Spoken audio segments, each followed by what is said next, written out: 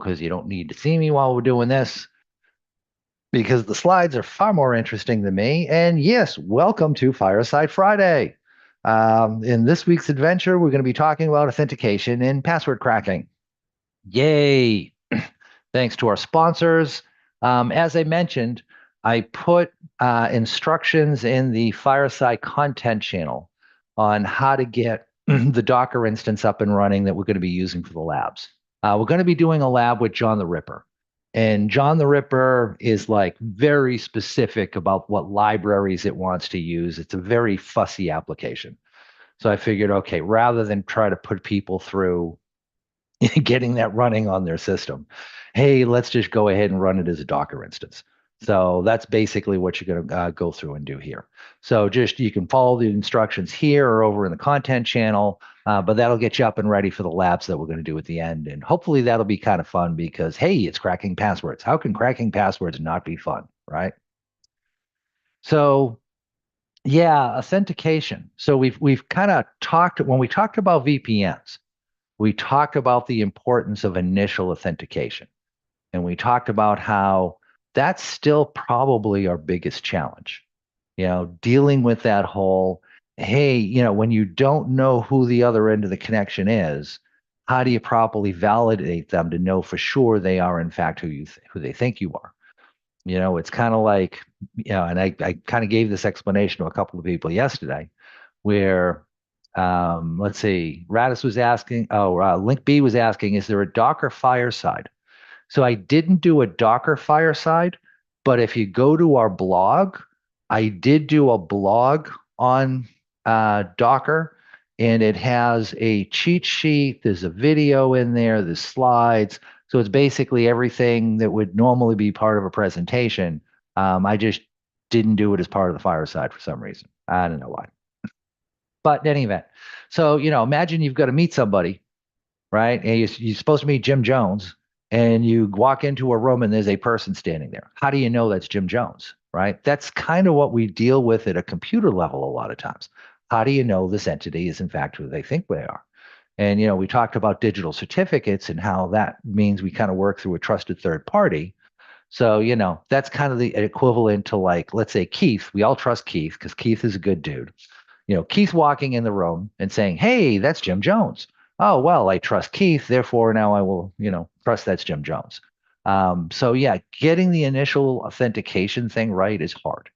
And we, for the longest time, have relied on passwords to go through and do this. And passwords are horrible. And, and I kind of like, got the list here. But yeah, year after year after year after year, a major part of our cybersecurity issues basically revolve around the fact that people are using weak passwords, and we just don't or can't do enough to go through and do something about that. And quite honestly, a lot of times when we try, I honestly think we kind of make it worse. And, my favorite example is PCI, right? So PCI, up until the last spec, required that you have at least an 8-character password and you change it 4 times a year. Well, from a human perspective, changing your password 4 times a year is kind of a lot, right? Because it's easy to kind of get into that. Wait a minute, this password I'm remembering, was that the last one or the one before that? So as humans, we're going to generate patterns to go through and try and remember that easier. So, so in that slide before this one, I kind of gave the example spring 2025. I used to see that a lot in PCI environments, because think about it, it needs to be 8 characters. Well, the shortest season name is fall, and that's 4 letters. So if I combine those 4 letters with a 4-lettered year, that's my 8-character minimum, no problem. And now I got to change it once a quarter. Well, once a quarter, the season changes, so I just go through and do it this way. And it used to blow me away how many accounts I could crack simply by going in and saying, hey, try the current season, try the current year. And how many, and now try last season with this year, because some people may not have had to change the passwords yet. So a lot of times we'll kind of create these policies that basically kind of drive people to do bad things. We kind of force them to go in and do bad changes. One of them to me is adding special characters. Forcing some people to use special characters. I've got a chart we'll look at later, but adding a special character doesn't do nearly as much to add to the complexity and add to the difficulty of cracking a password versus just adding on one additional character, right? In other words, a 9 character minimum without special characters is far more secure than an 8 character minimum where you're forcing people to use something, use some sort of special character. Because at the end of the day, most people are going to use and, right? Because they're going to come up with a word, maybe with some numbers, and they're going to say this word and that word. And, so the special character is going to be an and symbol, and it's going to end up in the middle between the two words. And, in a lot of tools, you can tune them to specifically go in and look for those types of patterns. So, yeah, so we kind of end up in this boat where we're forcing people to go through and oversimplify their passwords, possibly write them down, and use the same password everywhere because that way they only need to go through and remember one password. XKCD is most awesome. Yeah. You know, and here's a great example of that. If you've never read XKCD, oh, go check this site out. He's got some really funny, geeky comics he runs. And this is one of my favorites, where he basically goes through and kind of talks about what we force people to do for passwords and why it makes it really hard to remember but easy to crack versus how we could easily do longer passwords and make them easy to remember while making them more difficult to crack. And we don't do it that way. People just don't really think it through. So when we talk about cracking passwords, what does that mean, right? When someone says, "Oh, hey, we're going to crack some passwords," what does that mean? The methodology is probably going to fall into one of three categories, possibly two combined, right? Like I might go after implementation weaknesses over the wire or offline, in which case, we're kind of combining two of these. But it's always going to be at least one of these. The one to me that kind of says, this is a real flaw in the algorithm is implementation weaknesses. These are things that are part of the implementation that make it easier to crack the password, and without completely changing the implementation, you can't fix it. Right? Like if the problem is, hey, we have an 8 character password policy and people can crack that in less than a minute now. So, we should change that to being a 12 character policy. Well, that's policy based. So that's easy to go through and fix, right? We just require a longer password. But you get into things like landman hashes, right? So landman would take would take your password, and if it was only 8 characters or less, it would be a single hash. If it was more than 8 characters, it would be 2 hashes, and it doesn't add a random seed to it, which means that they're vulnerable to like rainbow tables attacks, which makes them really easy to go through and crack. Um, Windows has a number of vulnerabilities. Another one being there's an attack called pass the hash, where basically I can extract someone's hash from a backup domain controller, and now I can use that to authenticate to be able to get access to systems. So proper authentication isn't supposed to allow replay attacks. Replay attacks is, hey, I don't crack what you're doing. I can just replay it. I can just copy it and spit it on the wire again and do whatever evil stuff that I want to be able to do. That's what the pass the hash attack is. And Windows is still vulnerable to it, and Windows has no interest in fixing it. So yeah, that's something that's still a problem today. So to me, these are implementation weaknesses. These are the really important ones because it's really hard for us as end users to be able to go through and fix. The fact that Windows has said, yeah, we're not going to fix the pass the hash problem basically means we're screwed.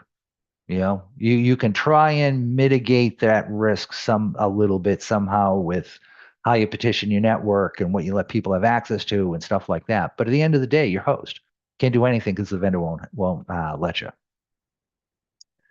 The other common method you'll see is over the wire. So the concept might be, let's say I want to try to log into your Gmail account, and I know what your Gmail address is. Well, that would be an over the wire attack. So I would try a password, see if it works. And if that doesn't work, try the next password and see if it works. And if that doesn't work, try the next password and see if that works. But I can't do the one right after the other because if I do, I'll end up locking the account and now I can't try anything. Um, Typically, what you'll see during pen tests or attackers, if they like, let's say, breach an environment, and then they enumerate the end users within the domain controller, and now they go in and start doing brute force password guessing. One of the things they'll do is they'll try the same password for everybody all the way through, because that way, by the time they get back to the first account again, a period of time has gone by and they're less likely to be able to go through and lock it out. So over the wire is possible, but over the wire is pretty easy to defeat so long as you're using some pretty decent passwords. Offline cracking, this is where the money is. This is the one where you can do all sorts of tries very, very quickly. There's a couple of different variations off of this. I mentioned rainbow tables. So with rainbow tables, what I do is I go in, I take all the possible passwords that people might use, and then I hash them. And then I store the plain text password and the hash into a database table. So now if I want to try and crack an account, all I need to do is index those hashes and see if the hash they're using matches the hash that I have in that table. And if it does, I got a match and now I know what their password is. The way to defeat rainbow table attacks is to use a random seed, which is just random information that's added at the time things get hashed. And I'll talk a little bit more about that in just a little bit. But anything that doesn't use a random seed is vulnerable to a rainbow tables attack. So that one's kind of a nasty. Dictionary is fast, but it's not very complete. We may go through and try all the words in a dictionary, and so long as people haven't used a dictionary word, we're in pretty good shape. One of the things pen testers will do, if they're worth their salt, is they will kind of precede their dictionary files. So in other words, let's say I'm going to do some password cracking against the company, Acme Corp, who's in Houston, Texas. Well, I'll go to my dictionary file and I'll add in, Acme, Houston, Texas, any words that are kind of specific to that organization that I think people might pick as passwords in order to be able to remember them. The most insidious attack, though, quite honestly, is rule-based attack. Because with rule-based attack, I get to kind of change and manipulate the way I go through and do the brute force guessing. So, for example, I might say, yeah, go to that dictionary file and try all those passwords. And if that doesn't work, try it again, but this time put one word after another. So go through every word in there, every possibility, and combine them into groups of two. If that doesn't work, try converting the words to elite speak, right? So L's become ones, O's become zeros, that type of thing, and then go in and try it again. If that doesn't work, try it as elite speak with two words. If that doesn't work, try it as, two dictionary words with an ampersand in the middle between them. You get the idea. You can set up a set of rules to identify how to try cracking the passwords in the order you want to try different techniques. And rule-based attacks tend to be very effective. That this is what most folks use when they go in and they do password cracking. Brute force is, hey, let's just try everything. And quite honestly, brute force can be part of a rule-based attack. So I can go through all those possible variations of elite speak and special characters and combining words together and whatever other techniques I want to use. But my last rule can say, if none of that other stuff has worked, try a lowercase a. If that doesn't work, try a capital A. If that doesn't work, try lowercase a, lowercase a. If that doesn't work, try, lowercase a, uppercase a. You get the idea. I can go through all the different possibilities and do a full-blown brute force attack.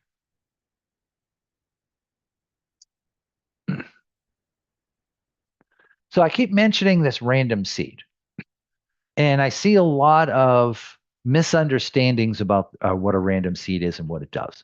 I've seen a number of people say it improves the integrity of the hash algorithm. And that is actually not a true statement. Random seed doesn't do anything to improve, fix, or whatever a hashing algorithm. All a random seed is it's just random information that's generated at the time that the password is created. And in fact, it gets saved as plain text wherever the password hash gets saved. And I'll show you an example of that in just a little bit. And the only purpose of a random seed is to make passwords look different. So imagine I go through and I have an account on a system and my password is money. And Bill goes through and he has a password on the system and his password is money. So we're both using the same password. Well, if you run that through SHA-256, clearly both of our passwords are going to generate the same hash. So now if I happen to be in looking at the hashes and I notice Bill's hash is the same as mine, well, now I know, hey, I could log into Bill's account using my password. And I haven't had to do any cracking or any type of magic. It's just by looking at the hash and seeing that they match. I could figure that out. When an attacker is going through and trying to brute force a bunch of passwords, anytime they see that, they know, oh, hey, break this one account, and these other ones immediately fall as well. So with a random seed, what we do is when my account gets created, it'll generate a random number. Let's say that number is 123. So it'll take my password of money, add that random seed of 123 to the password, and then it'll run that through SHA-256. And now when Bill's account gets created, it generates a random seed number of 456. So now 456 gets added to his password, and then that gets run through SHA-256. Well, as you can see, the random seed is making our passwords different now. So that means that if someone goes in and looks at our password hashes, even though our passwords are the same, it's going to make them look different from one to the next. So that is the only job of random seed. It does not improve crypto, the hash, or any of this other weird stuff you might hear. The only thing it's good for, make it look different when two people pick the same password.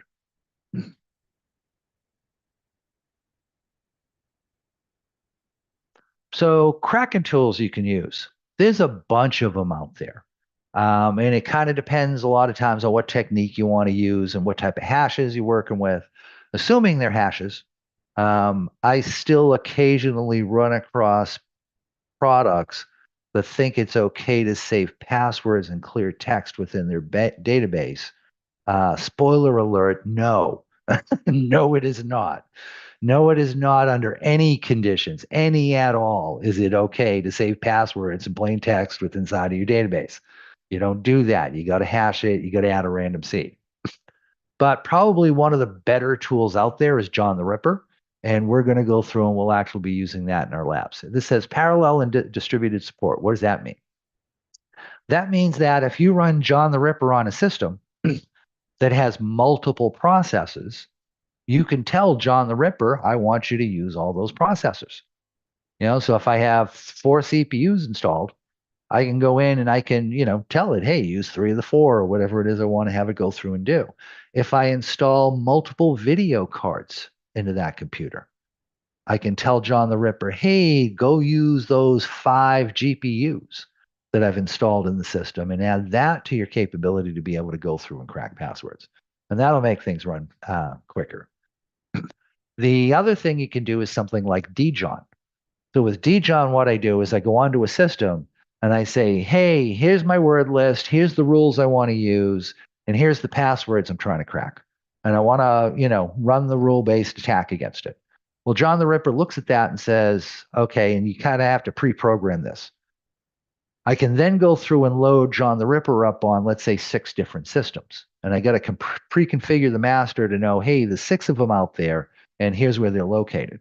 So now when you submit a job to the master, it says, okay, let me take the amount of work that needs to be done, break it up into 6 even parts, and submit one portion of it to each of those 6 systems. Well, now that cracking is running 6 times faster than it could on a single system, right? So it's got some really cool capabilities to it like that. Extracting password hashes, this really varies depending upon the operating system you're working with. With Linux, Unix, they're just stored in a file. So if you go to the Etsy shadow file, that stores everybody's password hashes in it. You can see them in the clear. They're right there. Um, so that's a thing. um, with Windows, they're typically either stored locally in the registry, or if you're using Active Directory, they're going to get stored on a domain controller. But Mimikatz is kind of the tool of choice. There's a bunch of other tools out there. I saw somebody mention like PSExec or something like that. And yeah, there's a bunch of tools out there. But Mimikatz is kind of the one that everybody gravitates to, not just because it's good at extracting Windows hashes, but it's good at actually doing that on a bunch of different platforms as well. So it's a very good universal tool. It's one of these things that, yep, bad guys use it and the red teamers use it. Everybody uses it because it's so good. So, that's kind of your option when you get in on the Windows side. The database one, like I said, it kind of comes down to the application, how they're going to go about saving that. Maybe no need to crack. WGEST is enabled equals clear text. Um, hmm. Yeah, I don't know the answer to that. So how long to brute force passwords? Okay. This is going to vary based upon the algorithm used, right? So if I use SHA-256, it's going to be a little bit quicker to try and crack passwords than if I use SHA-512 to create those hashes, just because SHA-512 is a little more mathematically complex, and that additional time it takes to generate a hash is going to add up over time as I go through and literally try millions and millions of different password combinations. So, that's one of the things we can kind of be dealing with here. Um, the other is, CPU speed and stuff like that. But I kind of wanted to give you some general numbers just to kind of see where we're at here. So, here's the study from Hive Systems. And this is based on, using MD5 as a hash, which I don't think there's many systems out there, maybe a couple of database apps. That's about it. But most OSs aren't using MD5 anymore. It's too old. So they've moved on to SHA or something else, 2Crypt, whatever the case may be. But it is based on MD5 and, average single system, right? So like, think about like buying a gaming computer for your house. And, that's about the level of hardware they were using when they went through and came up with these numbers. But I think it is good for just kind of overall metrics. I talked about, complexity versus just adding an additional character. So if you look at number of characters, 8, if it's you know, letters and numbers, it's going to go through and take 2 minutes. If we add a special character to the mix, that extends it out to 5 minutes. But if I say I'm going to use 9 characters, letters and numbers only, versus 8 with a special character, well, now I'm up to 2 hours. 2 hours is much longer than 5 minutes. So the complexity, like I said, doesn't really improve on crackability. It just makes it harder for people to go through and remember it. Oh, hey, I did it in elite speak, but did I change the O to a zero? Did I remember that or not? Or, it's hard for people. Whereas if we just say we're going to stop using special characters, but we'll just make the passwords we use when we have to use them a little bit longer, we're actually going to end up being in a lot better shape. So dictionary files, where can you get some good ones? HashMob is an awesome resource for this.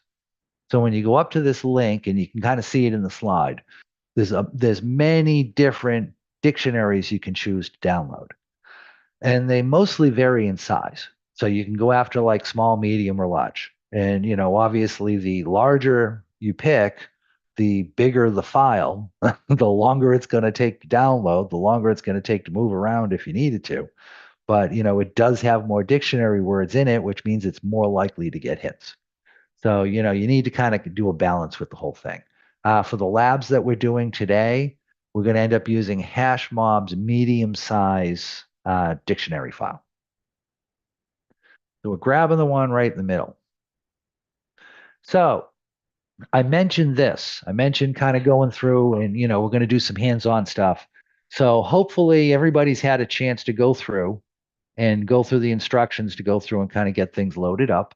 So let me make a few changes on my screen here, and I'm just going to go into the terminal, and we'll go through and we'll kind of walk through on a lot of this stuff.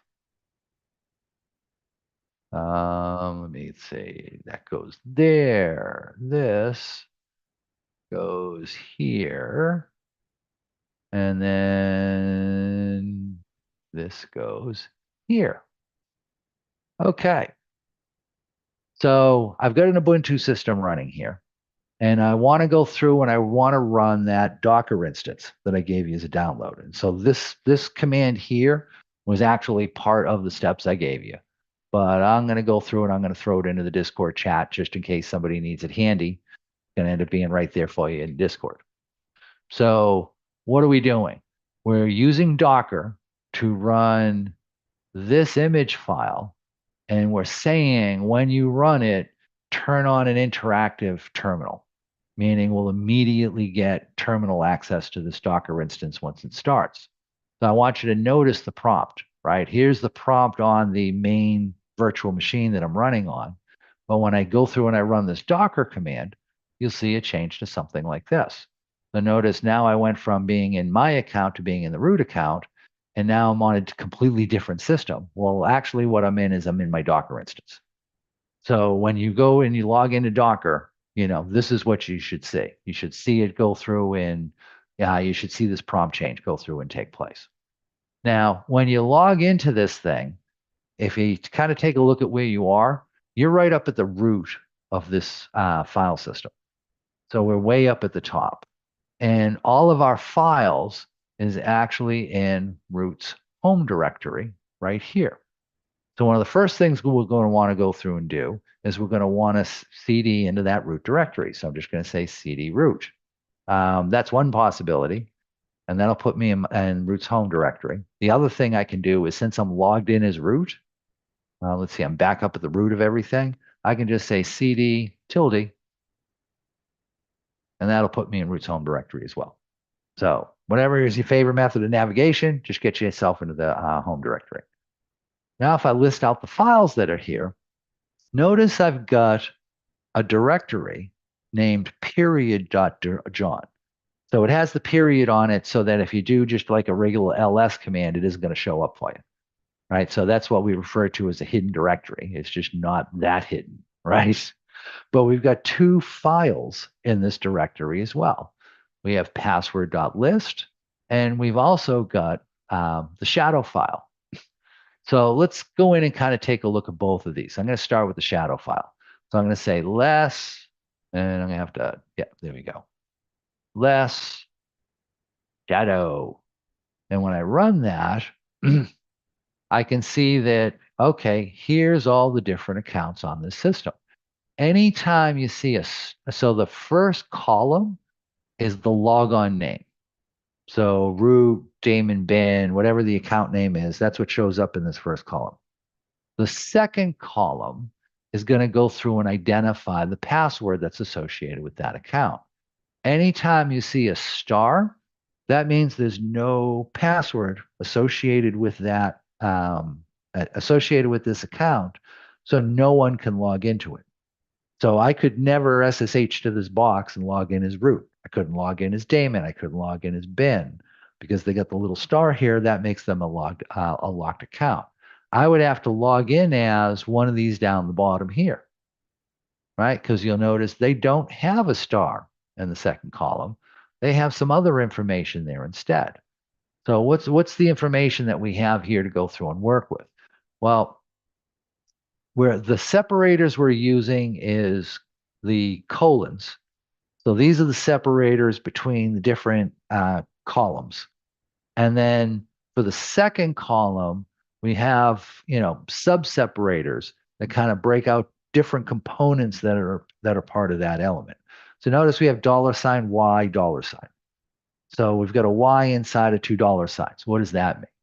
Y is identifying what hashing algorithm was used to generate this password.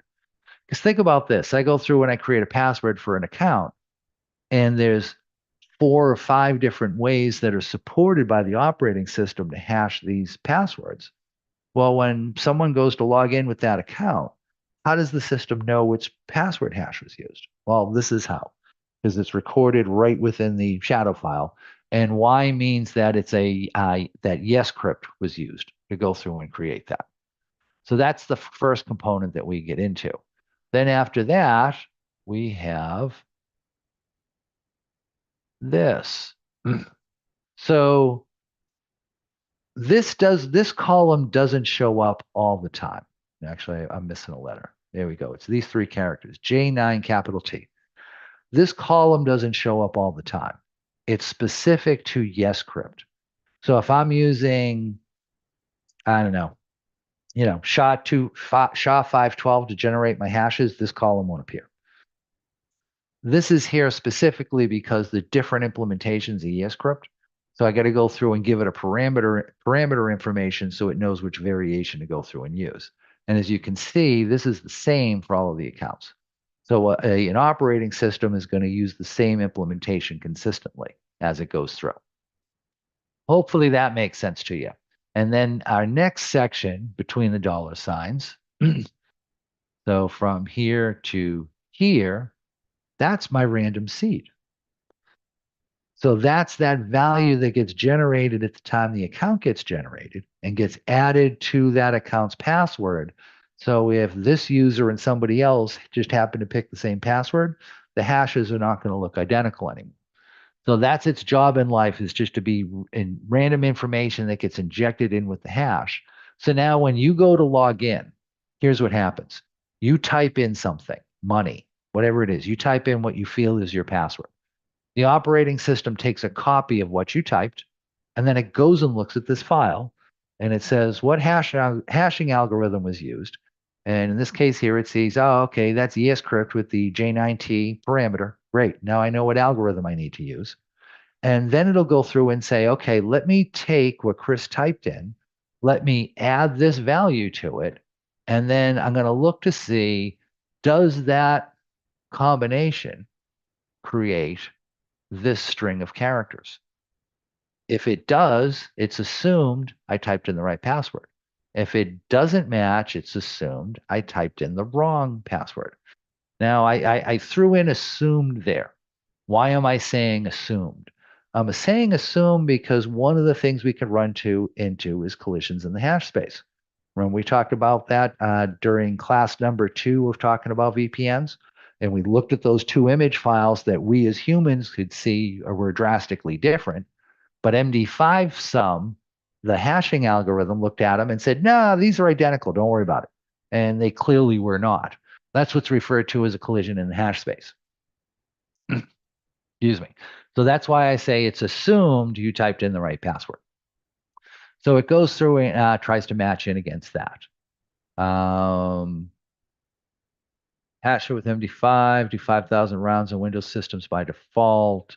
I honestly forget what Windows is using for a hashing algorithm these days, although I'm sure somebody knows and would be more than happy to go ahead and toss that into the chat channel. But quite honestly, I don't do as much with Windows as I used to. It's just too much of a hassle, quite honestly. So yeah, I basically use it for like running presentations because Zoom is happier with it versus, Apple or something else. And I just don't do a whole lot with it with that. No, I take that back.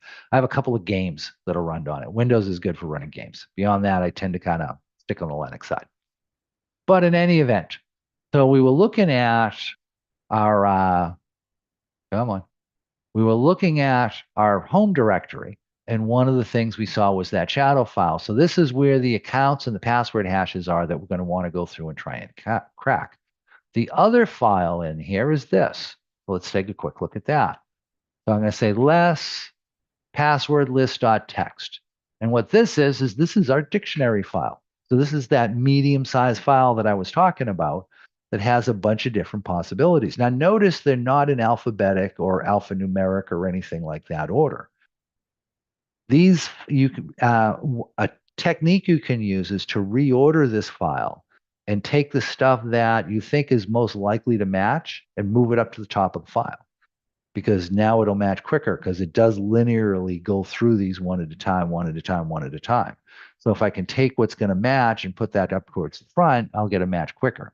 And we'll actually see an example of that as we go through and we get into doing password cracking. So that's our dictionary file. That's what's going on with that one there. So the other file that, yeah, I'll show you this real quick. The other file we have here is john.conf. And this is our configuration file. So this is where we can go in and set things like, hey, when should I, if we get a crash, when should we back things up? Hey, if you crack something, should you beep the computer speaker? So there's a bunch of different rules we can go in here and configure. So by default, this is the configuration file that John's going to use to go through and figure out, all right, how do you want me to go about cracking these passwords? What resources are available to me? What should I be going through and using? So that's that one. The other, let's see, what haven't we looked at? Yeah. I know we haven't looked at yet. So the other thing we have not looked at yet is that period.john directory. So let's cd into that. So I'm going to say cd space period John and hit enter on that. And now I'm going to type lsal to see all the files are in here. And there's really only two files in here you kind of care about. The first, and both of them are a 0 length right now. We'll come back and look at it again later. The first one is john.log. John.log is just an activity log. So everything you do with John, whatever John is doing, it's going to write some sort of an entry in there to tell you what it's up to and what it's been doing. John.pot is where we're going to save any accounts where we've gone in and cracked the password hashes on. So I'll show you that in a little bit and how that works. So the next thing we're going to want to go through and do is we're going to want to go through and actually run John. So John is in our path. We don't have to address it directly. It's in like user bin or something like that. So the command we want to go through and use is this. And I'll throw it into this directory. Now you'll notice it when I pasted it, I didn't mean to have an enter at the end of it, but it said, hey, the file you want to crack can't be found. Well, that's because right now I'm in that period John directory, and that file doesn't exist here, right? So I'm going to say cd ... go up one level. So I'm now sitting in my home directory. And now if I go through, excuse me, and look at the files that are in this directory, now I see that shadow file. So let's kind of talk about the command we're going to run here. So I'm saying, I'm invoking John the Ripper. So I'm saying, hey, John, go through and run. And I'm saying the password file, the word list, however you want to refer to it, but the dictionary, file, however you want to refer to it, is this file that's located in the current directory. If it's located someplace else, I got to give it a full path statement in front of it. But if it's in this directory, I can just specify the name of the file and then call it done. The next thing is telling it, I want you to do a rule-based attack against these accounts. And then the next thing we're specifying is we're saying, this is where the account information is that I want you to go through and try and crack. Now I'm saying period/shadow. That's how you reference the local directory. Well, wait a minute, Chris, we didn't have to do that with password list. Yeah, I know. There's some inconsistencies in the implementation, right? If one of those switches expects a certain format, they all should, not just one of them. So this was a little mini burp that was done when the software was created, but it's minor and it's easy to kind of work. So long as you know there's a difference between the two, it's easy to go through and kind of deal with. And now that I have that command typed out, I'm just going to hit enter on it. And you can see that John the Ripper starts up and it says loaded 5 password hashes. Well, wait a minute. There was a bunch of accounts in that shadow file, right? We saw many different accounts in there. There was, root and, and all sorts of other stuff that we don't really care about because if you remember, those accounts were locked. So those aren't actually accounts that you can go through and use, you can use passwords on. So, or you can log into. So it's only going to load up the accounts where there's a password that actually has the potential for being cracked. So that's the one it went through and it grabbed there. It's giving me some information about, hey, what's going to take to go through and kind of process this stuff? And then as you can see, it's already cracked two passwords. It cracked password 123, and then it cracked password test. Now, it looks like it's stopped. It's not doing anything right now, right? So I can always hit spacebar. And when I hit spacebar, it's going to give me a status check on where it is right now and what it's doing. So this is telling me, okay, I've been running for a little over a minute, and these are the passwords I'm currently trying against the accounts. So yeah, okay, now I know it's actually still up and running. And these are the two accounts that we've gone in and we've cracked so far. Now, password 123 is longer than test. So why did it crack that one first? Remember our dictionary file? I mentioned that it wasn't in alphanumeric order.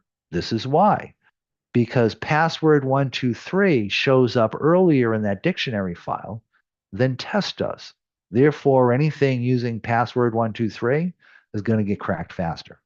And as we saw, there was a little bit of a difference between the two, not a huge one, but it did go through and identify, each of these passwords in the order that they end up getting listed in within the, excuse me, they get listed in within the dictionary file itself. Now, like I said, if I hit spacebar, that'll go through and just give me a quick one-line summary of what's going on. This is kind of my important number right here. This is identifying how many characters per second is John the Ripper actually trying, right? And, the concept is the bigger that number, the faster John the Ripper is running. Now, you may look at my screen and say, wow, Chris, my number is much bigger than that. Yeah, it may very well be. And that's okay. I have this Docker instance running inside of a virtual machine that's running on Proxmox that has other VMs running right now as well. So that's why my cracking speed for this system is down so low. But it's not hard to get that number up into the thousands. And in fact, it's not that hard to get it up into the 10,000s. If you got the right hardware, millions of tries per second is not out of the realm of possibility. We mentioned there's ways to distribute it and stuff like that. So, John gives you a lot of ways to go through and scale if you need to. So this gives me a nice little summary of what's going on. If I press the letter S as in Sam, I get this more verbose summary of what's going on. So it's giving me some of the same information I got before. It's giving me a little bit more information. Personally, to me, that this S switch is only really useful if I'm trying to do troubleshooting. If something's wrong, yeah, okay, now, I may go through and do this. But outside of that, I don't really need it. I can hit the space bar and that gives me enough information to kind of figure out a status check on it and what it's doing. Cool. So we've had this running for a little bit. I'm actually going to keep it running in the background. Right. So if I hit space bar, you can see, yep, it's still running in the background. And what I'm going to do now is I'm going to open up a new terminal to that same system. And then I'm going to cd into root's home directory dot john dot pot. Why isn't it taking that? Oh, I know why. Because I'm not, Chris, I'm not logged into the Docker instance in this window. Now I am. Now I can go to root.john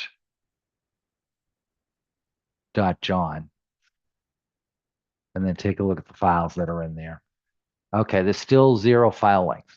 So basically what that's telling me is that I've had John the Ripper running, but it isn't done, so it hasn't written this information out yet. It's just sitting in cache. So one of the things I can do if I want to is I can hit Q for quit, and you'll see John the Ripper shuts down. And then when I restart this command, John the Ripper doesn't go back to the beginning. When I quit, it will save its state information. It will say, here's where I was in my password checks. I'm going to save this state so that if I get started back up again, I can just pick up where I left off and kept going from there. So notice this, crack 2 password hashes out of the 5. So what it's telling us is, hey, I found 5 password hashes, but I already know the answers to 2 of them based on earlier password cracking you did. So I'm only going to focus on the 3 that's left, and that's it.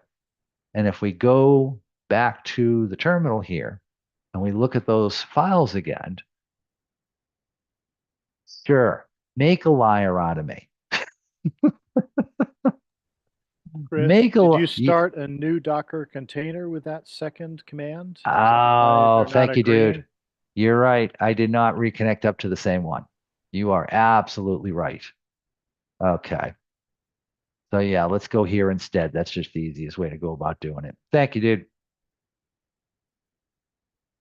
So yeah, I'm gonna go into the Docker, into the .john directory from the Docker instance where I actually ran through and run this. And as you can see now, john.log and john.pod have information in it. And if I say less john.log, here's a running of what I've done so far. It started a new session, went through, did all of this, and then you'll remember it cracked these 2 passwords, and then I had boarded the session, and then I started up a new one after that, and then it loaded 5, and it only had 3 remaining to actually work on because 2 of them were already cracked. So again, all that information we got is feedback when we were running John the Ripper. That all shows up in this log. And now if I go in and I look at um, the john.pot file,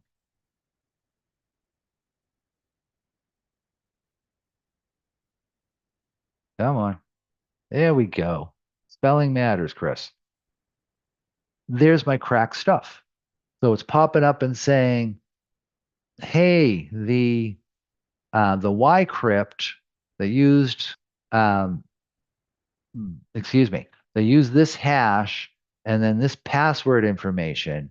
That account is, as you can log into it as password 123. It's not showing us the the username though, right? It's not showing us what was the login name that's associated with these. That's actually a feature. What John's doing is John's saying, hey, that this password combination might have different login names associated with it, maybe on different systems. So I'm not going to bother saving that information. I'm just going to save, hey, this hash and seed goes with this particular plain text password. Now, what if I actually want to see, what login account was it used? Because it popped up when it was cracking it. But, what if I've already like killed that session, logged out, logged in type of thing, and it's not available on my screen anymore? How do I get that to show up? I can use the John dash dash, no, not equals, not equals, Chris, dash dash show command to go through and figure this out. So I'm saying, John, I want to use the show command and I want to run it against, um, let's see, I'm down in the .john directory. So I'm going to have to say /root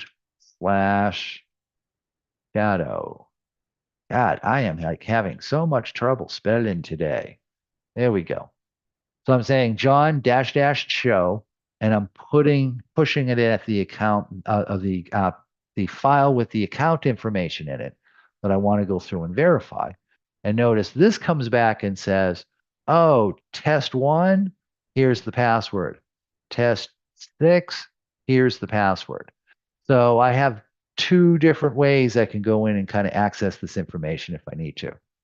Um, yeah. Someone was asking, doesn't it only try to crack it the first time? Yeah, that's what I was showing. When it did a first pass the first time, it found 5.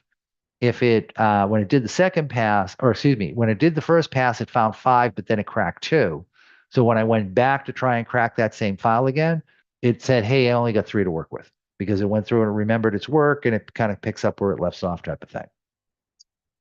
So yeah, that makes it a little bit easier. So we've cracked 2 of them.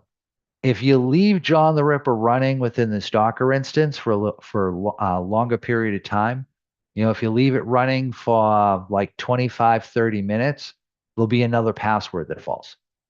If there's 2 more after that, that you'll have to run it longer and longer because they're more complex passwords in order for John to be able to crack it. But all of the accounts that are on that system, John can crack all of them. It's just a matter of time. It's how much time do you want to go through and throw at it type of thing. Okay, so that's the hands-on lab.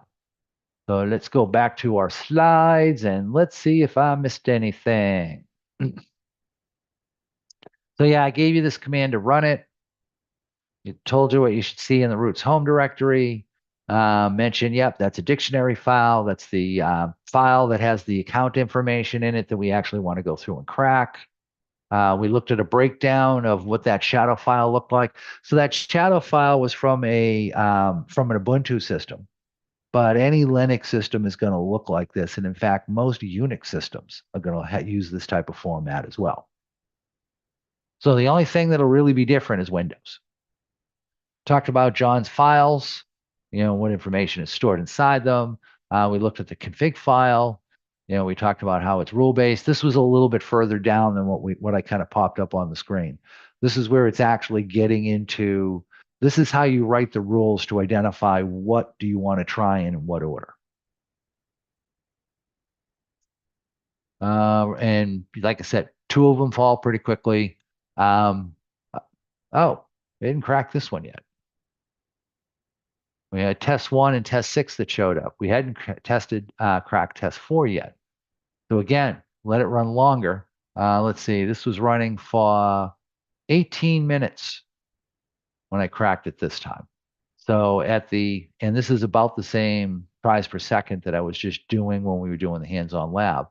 So yeah, I didn't let it run long enough. If I let it run for, 20 minutes or so, it would have cracked a third password as well.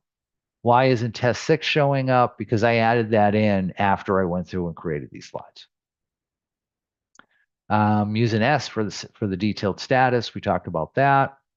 Why is it so low? I mentioned that on my system, I've got Docker running on a VM that's running on Proxmox. So there's not a whole lot of available CPU time on it. That's why it's running so slowly. But if you run it on like your desktop system, right, that is just dedicated to one operating system, you'll see that number go up exponentially. If you add in video cards and then tell John to go use those GPUs, it will run even faster than that.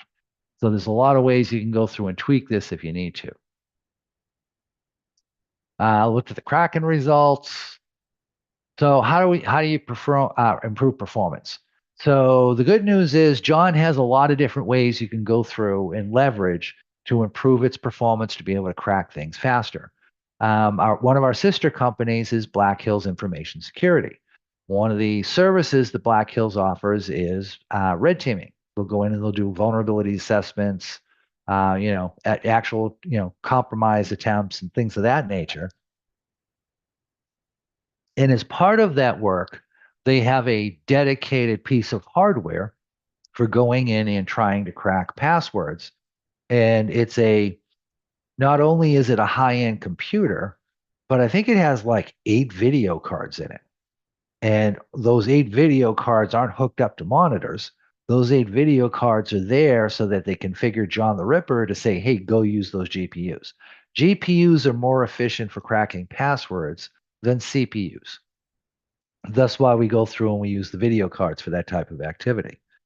So, yeah, I mentioned there's a lot of different ways we can make John the Ripper run faster. So the good news is those options are there. The bad news is you typically have to rebuild it from source. So what that means is that where we've been able to get away with running it in a Docker instance, and I did this because it just makes sure it runs for everybody.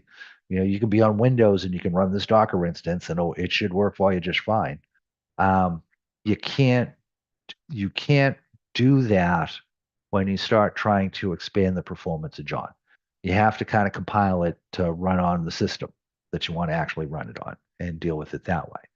But like I said, there is options. It's just going to take you a little bit of time to get John the Ripper up and running. And, my experience with John the Ripper has always been, it's kind of touchy about what libraries are there and what specific versions of the libraries are there. Again, that's why I just said, screw it. I'm just going to run it in Docker instance and then everybody won't have this problem. One of the things I always hate is when you go to run software and it says, oh, you're using version 5 of this library, but I expected to see version, 2.0. Well, I don't want to backdate my library 3 major versions just to run this one application. So that kind of stinks. With Docker, that becomes a non-issue. If there's anything I want you to take out of this, is that passwords are important. Cracking passwords is easy. So we got to get in the habit of using, at the very least, longer password strings.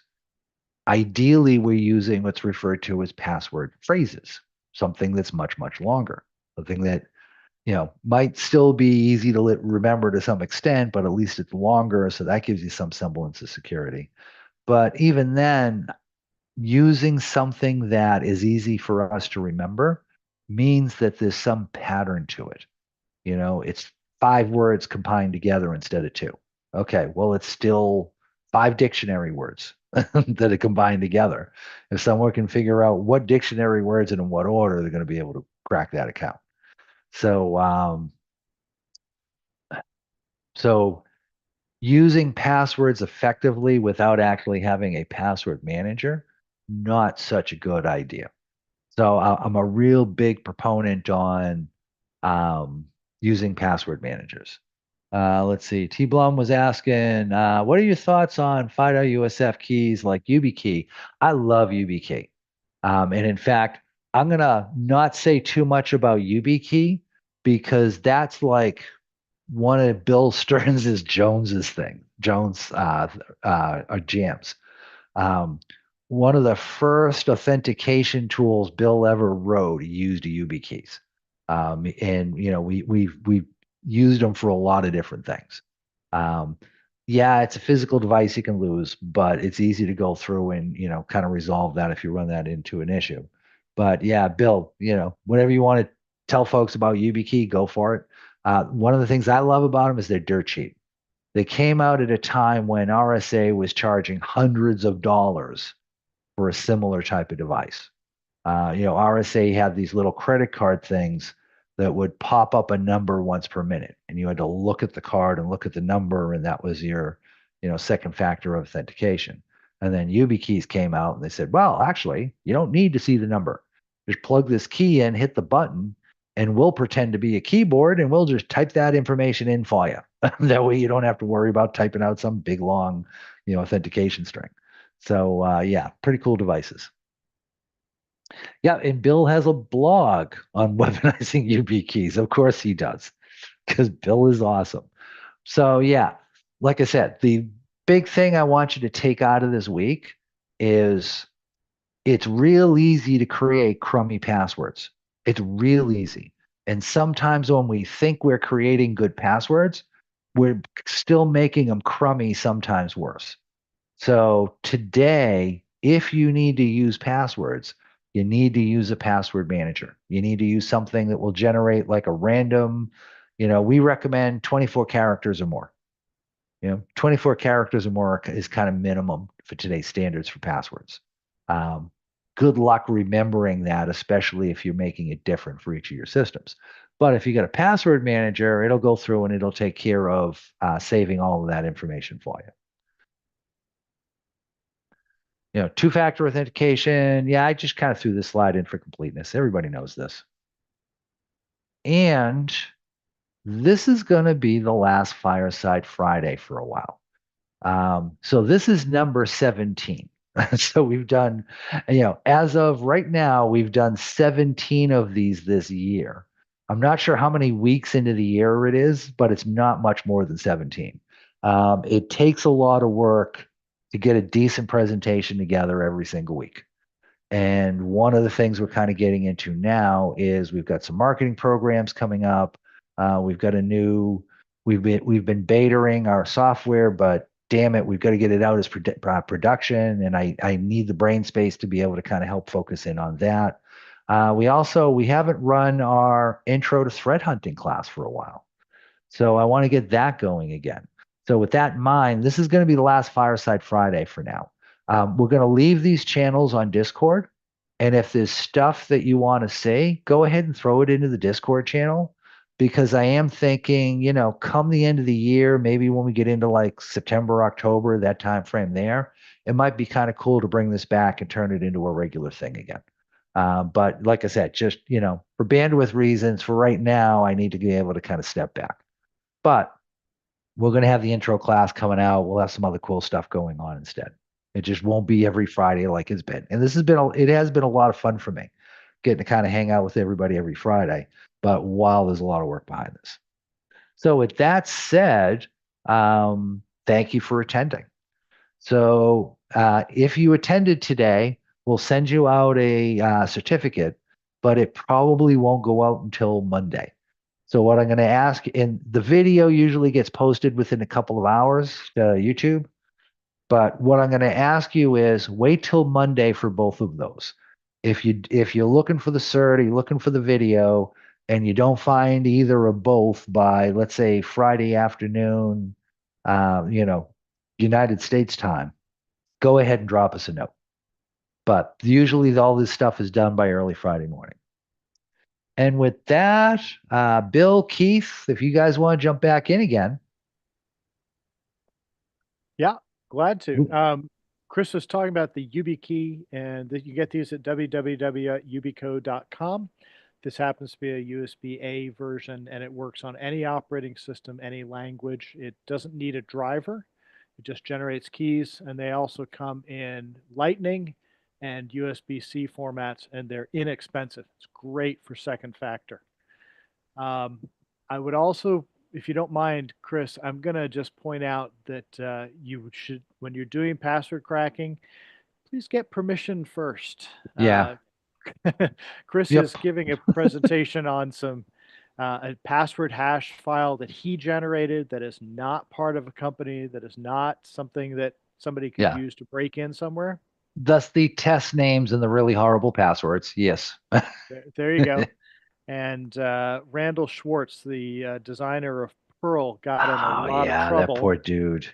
for what was probably, and I firmly believe it was with all the right intentions of showing Yeah, his I actually employer. I knew the guy. I completely agree with your assessment, Bill.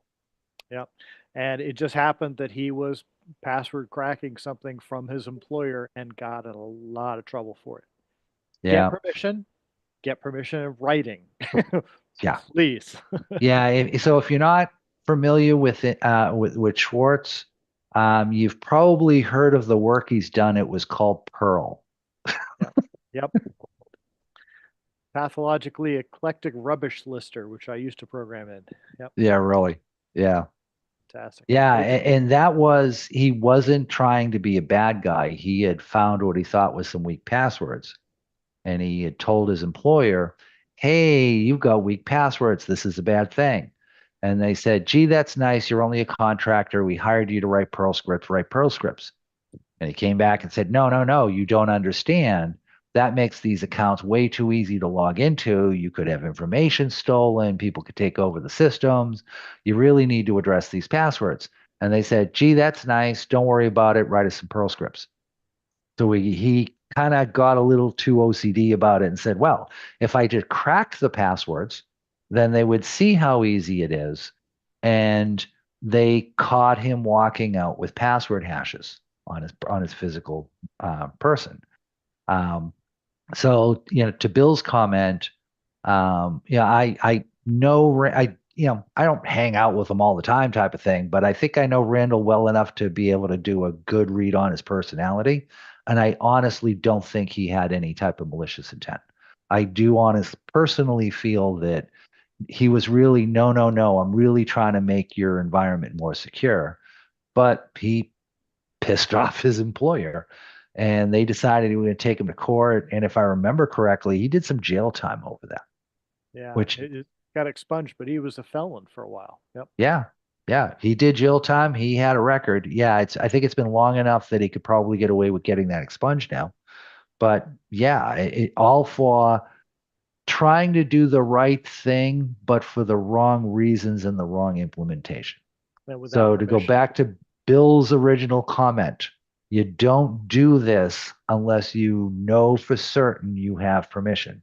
So you're doing it on a VM you spun up at home. Hey, that's fine. But if it's, well, I don't know how good my employer's passwords are. I could help them lock it down if I crack them. No, not unless something in your job description says we're hiring you to crack our passwords and make sure they're secure. If that line item is in your job description, you're good to go.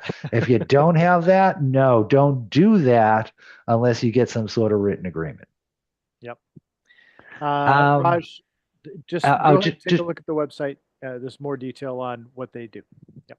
cool. Keith, I'm going to give this one to you. And you may not have the answer, but you may know who we need to talk to. Kafkar was asking, can a cumulative cert be sent? I do seem to remember at one point we were kind of talking about, one cert to rule them all if they've attended all of the different firesides. Do you know anything I about that? Yeah, well, I've seen those before. I'm not sure if the platform that we use, we can do that. Okay. So that's something I'd have to look into. Yeah, that's something maybe Shelby knows the answer to that too. Yeah, If because nothing the way else, it it's looked been throughout really this, cool. well, the way Go it's ahead, been Keith. throughout all the sessions is they're individually issued Yeah. for each individual session. So Yeah, which quite honestly, I think in some ways that is a little bit more impressive, right? It's not, oh, I got a cert. It's I got 17 certs. yes, exactly. And the other thing is to do a cumulative cert, there just wouldn't be enough room to fit the titles or of 17 of them in one cert. So it would basically just be a blanket like Fireside Fridays, the number that you attended, and I mean, it really wouldn't be as descriptive as the individual ones. So Yeah. Yep. Muffin was saying I haven't been getting the certs at all. So Muffin, they get sent to whatever email address you used when you sign up for the webcast. And if you show up, your login has a special tracking number with it. And that's what allows us to see, okay, who signed up and actually attended. And if if that's a logical yes to both of those, or a logical and on both of those, a cert goes out. So if you didn't attend, that's why.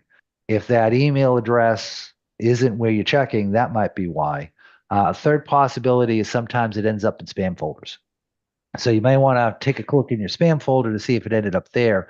If you check those three things and still have no joy, DM Shelby and ask her about it because she's been kind of managing the certs on the back end. And she can totally help you out. yeah, or myself, because I actually took that role from Shelby, so now I handle all the certs. So yeah, if there's a Cool. problem, just reach out directly to me. But Chris is absolutely right. Whatever name and email address you use to register for Zoom, that's what the certificate's key off of. And if I Yeah, understand correctly, you don't get a certificate if you watch it on YouTube. Yeah. correct. Correct. Yep, you got to attend the Zoom session for that to happen. Yep. Nerf was recommending one of the cert sites. I forget which one we specifically use, but there is a site you can go to, you can sign up for, and you can log in. And any certs you've received that are associated with the email address you use when you sign up at the cert site, they archive a copy of that for you. And I know we changed the one we were using at some point, so I don't remember which one we're using off the top of my head. Yeah, I'm not sure if it matters, but we use Accredible. The name is Accredible. There you go. That's the platform. Yeah, you guys use certify. Yeah, Nerf, I think that's what we used to use, but I believe we changed it. Yep, correct. Hey, thank Cool. you, everybody. We really Yeah. appreciate your time and your interest and your questions. I Yeah. feel like I learn as much from you guys as watching Chris some days. Not to Yeah. mention putting up with our pre-show banter. Yeah. Yeah. There Yeah. should be hazard pay for that. Because sometimes we get a little weird talking about original Darth Vader voices and stuff like that. So Yeah. Right. Right. Yeah. Or bug Well, bark. seriously, thank you very much, Chris, for doing all of these. of course. Really, they've been fantastic. And thank you all for joining us both on Zoom and Discord. I know I'll personally missed these, and I've seen a couple of people on Discord also say that they're going to miss it. So we Yeah. definitely look forward to our upcoming your intro to threat hunting. So that'll be fun as well. So And I haven't been able to update the intro to threat hunting one because I've been working on these. yeah, So, yeah. it's kind of that something's got to give. And that one is hasn't been updated in a while. So I want to get that more up to date.